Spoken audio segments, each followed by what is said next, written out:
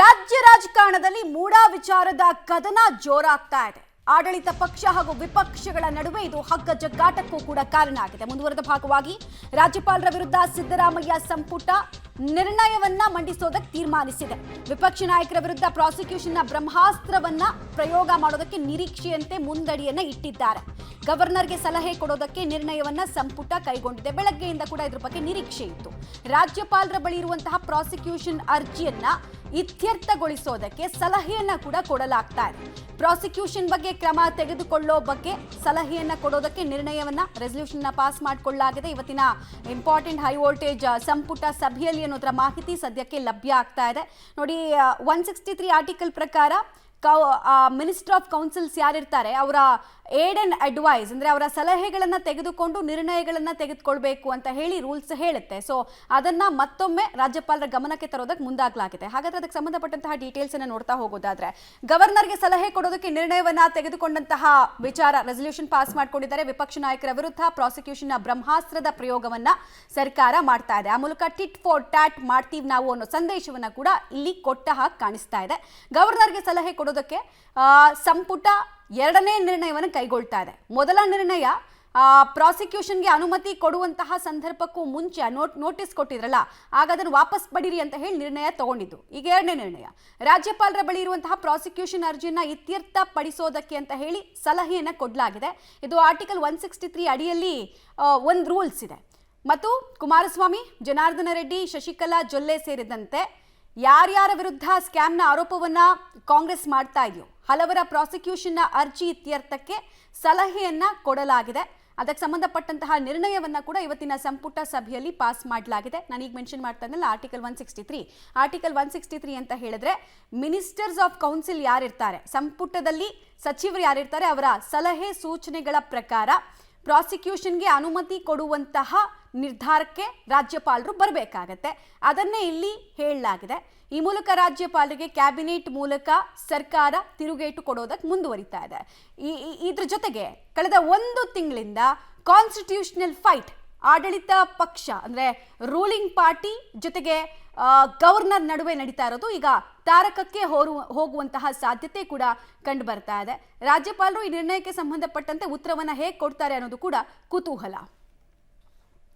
Details ಕೊಡ್ತಾರೆ ರವೀಶ್. ಒಂದ್ ಕಡೆಗೆ ವಿಪಕ್ಷದವರ ವಿರುದ್ಧ ಟಿಟ್ ಫಾರ್ ಟ್ಯಾಟ್ ನಿರ್ಧಾರಕ್ಕೆ ಅಥವಾ ಜಿದ್ದಿಗೆ ಆಡಳಿತ ಪಕ್ಷ ಕಾಂಗ್ರೆಸ್ ಬಿದ್ದಿದೆ.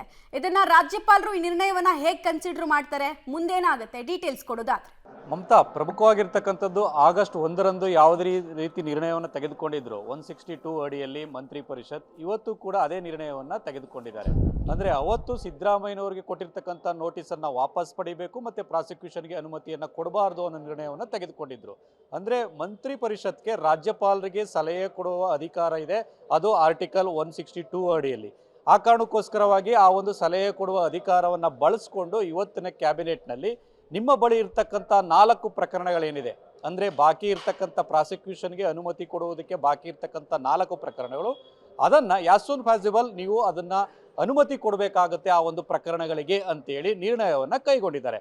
ಹಾಗಾಗಿ ಇದು ಕ್ಯಾಬಿನೆಟ್ಗೆ ಇರ್ತಕ್ಕಂಥ ಅಧಿಕಾರ, ಆ ಅಧಿಕಾರವನ್ನು ಒಂದು ರೀತಿಯಲ್ಲಿ ಉಪಯೋಗಿಸ್ಕೊಂಡು ಆ ನಿರ್ಣಯವನ್ನು ತೆಗೆದುಕೊಂಡಿದ್ದಾರೆ. ಅದನ್ನು ರಾಜ್ಯಪಾಲರಿಗೆ ಕಳಿಸ್ಕೊಡ್ತಾರೆ. ಆದರೆ ರಾಜ್ಯಪಾಲರು ಆ ನಿರ್ಣಯವನ್ನು ಒಪ್ಪಬೇಕೋ ಬಿಡಬೇಕು ಅನ್ನೋದು ಅವರ ವಿವೇಚನಾಧಿಕಾರಕ್ಕೆ ಬಿಡ್ತಾರೆ. ಯಾಕೆಂದರೆ ಈಗಲೂ ಕೂಡ ಆ ಒಂದು ಆಗಸ್ಟ್ 1ನೇ ತಾರೀಕು ಏನು ಅವರು ನಿರ್ಣಯವನ್ನು ತೆಗೆದುಕೊಂಡಿದ್ರು, ಆ ನಿರ್ಣಯ ವಿಶ್ವಾಸಾರ್ಹತೆಯಿಂದ ಇಲ್ಲ ಅನ್ನೋದ್ರ ಬಗ್ಗೆ ಕೂಡ ಅದನ್ನು ತಳ್ಳಿ ಹಾಕಿದ್ರು, ಅದನ್ನ ರಿಜೆಕ್ಟ್ ಮಾಡಿದ್ರು ರಾಜ್ಯಪಾಲರು. ಹಾಗಾಗಿ ಈ ನಿರ್ಣಯವನ್ನು ಕೂಡ ಅದೇ ರೀತಿ ರಿಜೆಕ್ಟ್ ಮಾಡ್ತಾರೋ ಅಥವಾ ಅಕ್ಸೆಪ್ಟ್ ಮಾಡ್ತಾರೋ ಅಂತ ಕಾದು ನೋಡಬೇಕಾಗಿದೆ. ಅಂದರೆ ಮಾಜಿ CM HD ಕುಮಾರಸ್ವಾಮಿ ಅವರ ವಿರುದ್ಧದ ಪ್ರಕರಣ, ಜೊತೆಗೆ ಜನಾರ್ದನ್ ರೆಡ್ಡಿ ಅವರ ವಿರುದ್ಧದ ಪ್ರಕರಣ, ಶಶಿಕಲಾ ಜೊಲ್ಲೆ ಅವರ ವಿರುದ್ಧದ ಪ್ರಕರಣ, ಜೊತೆಗೆ ಮುರುಗೇಶ್ ನಿರಾಣಿ ಅವರ ವಿರುದ್ಧದ ಪ್ರಕರಣ, ಈ 4 ಪ್ರಕರಣಗಳಲ್ಲಿ ಪ್ರಾಸಿಕ್ಯೂಷನ್ಗೆ ಅನುಮತಿಯನ್ನು ಕೇಳಿರ್ತಕ್ಕಂಥದ್ದು ಪೆಂಡಿಂಗಲ್ಲಿ ಇದೆ. ಹಾಗಾಗಿ ಅದಕ್ಕೆ ನೀವು ಶೀಘ್ರವಾಗಿ ಆ ಒಂದು ಅನುಮತಿಯನ್ನು ಕೊಡಬೇಕು ಅಂತ ನಿರ್ಣಯವನ್ನು ತೆಗೆದುಕೊಂಡಿದ್ದಾರೆ. ಸಲಹೆಯ ರೂಪದ ನಿರ್ಣಯ ತೆಗೆದುಕೊಂಡಿದ್ದು ಅದನ್ನು ರಾಜ್ಯಪಾಲರಿಗೆ ಕಳಿಸ್ಕೊಡ್ತಾರೆ. ಹಾಗಾಗಿ ಎಲ್ಲೋ ಒಂದು ಕಡೆ ಟಿಟ್ ಫಾರ್ ಟ್ಯಾಟ್ ಪಾಲಿಟಿಕ್ಸ್ ಜೊತೆಗೆ ಮುಯ್ಯಿಗೆ ಮುಯ್ಯಿ ಅನ್ನೋ ರೀತಿಯಲ್ಲೂ ಕೂಡ ರಾಜ್ಯ ಸರ್ಕಾರ ಈಗಾಗಲೇ ಈ ಒಂದು ತಂತ್ರಕ್ಕೆ ಕೈ ಹಾಕಿರ್ತಕ್ಕಂಥದ್ದು. ಅವತ್ತು ಸಿದ್ದರಾಮಯ್ಯನವರ ನಿರ್ಣಯವನ್ನು ಕೂಡ ರಾಜ್ಯಪಾಲರು ಒಪ್ಪಿಲ್ಲ, ಅದನ್ನು ರಿಜೆಕ್ಟ್ ಮಾಡಿದ್ದಾರೆ. ಈಗೇನು ಮಾಡ್ತಾರೆ ಅನ್ನೋ ಕೂಡ ಕಾದು ನೋಡಬೇಕಾಗತ್ತೆ. ಹಾಗಾಗಿ ಎಲ್ಲೋ ಒಂದು ಕಡೆ ಮೂಡಾ ವಿಚಾರದಲ್ಲಿ ಮುಖ್ಯಮಂತ್ರಿ ಸಿದ್ದರಾಮಯ್ಯನವರ ವಿರುದ್ಧ ದಿನೇ ದಿನೇ ಬೇರೆ ಬೇರೆ ರೀತಿಯ ಆರೋಪಗಳು ಕೇಳಿ ಬರ್ತಾ ಇದೆ. ಹಾಗಾಗಿ ಅವರನ್ನ ಸಿಲುಕಿಸುವಂಥ ತಂತ್ರವನ್ನು ವಿಪಕ್ಷಗಳು ಮಾಡಿದ್ರು ಕೂಡ ನಾವು ನಮ್ಮ ಅಧಿಕಾರವನ್ನು ಬಳಸ್ಕೊಂಡು ಈ ಅಸ್ತ್ರವನ್ನು ಪ್ರಯೋಗ ಮಾಡ್ತಾ ಇದ್ದೀವಿ ಅಂತೇಳಿ ಈ ಒಂದು ಸಂದೇಶವನ್ನು ರವಾನೆ ಮಾಡೋದಕ್ಕೆ ಹೊರಟಿದ್ದಾರೆ. ಇದು ಯಾವ ಹಂತವನ್ನು ತಲುಪುತ್ತೆ ಕಾದ್ ನೋಡಬೇಕು ಮಮತಾ.